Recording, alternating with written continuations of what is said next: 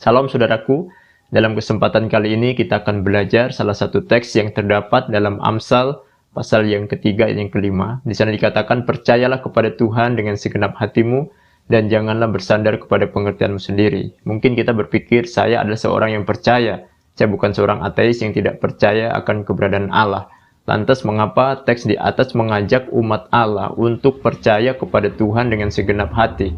Untuk itu kita perlu menyelidiki dan mempelajari apa maksud atau arti dari kata percaya di sini. Kata percaya di dalam Kamus Besar Bahasa Indonesia biasanya memiliki beberapa arti, dan salah satunya berarti mengakui atau yakin bahwa sesuatu memang benar atau nyata. Sementara itu kata percaya dalam King James Version diterjemahkan dengan kata trust.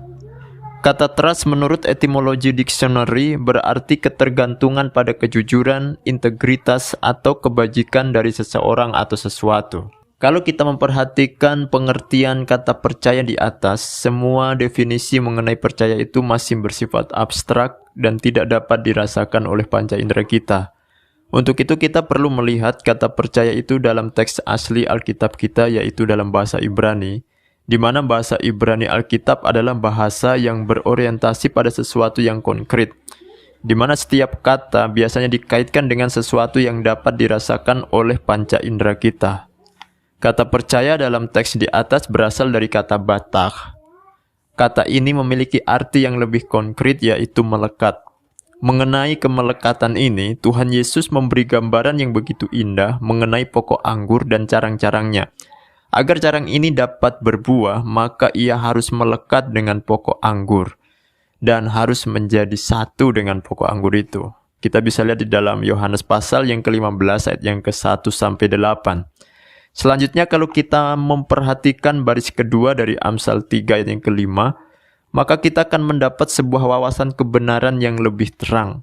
Baris kedua teks itu dikatakan demikian, dan janganlah bersandar kepada pengertianmu sendiri.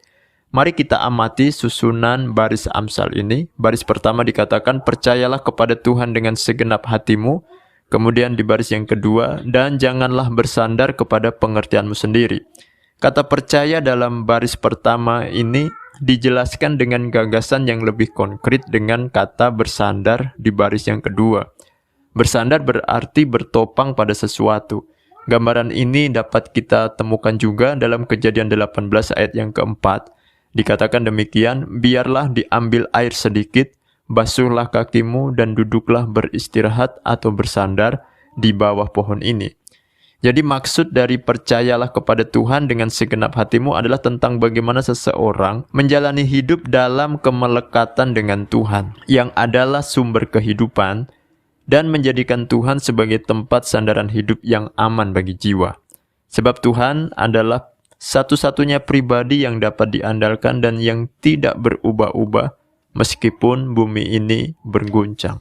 Itulah sebabnya pemazmur sering menggambarkan Allah sebagai bukit batu, kubu pertahanan, gunung batu, perisai, kota benteng, tanduk keselamatan, dan tempat berlindung. Kita bisa lihat di dalam Mazmur 18 ayat yang ketiga.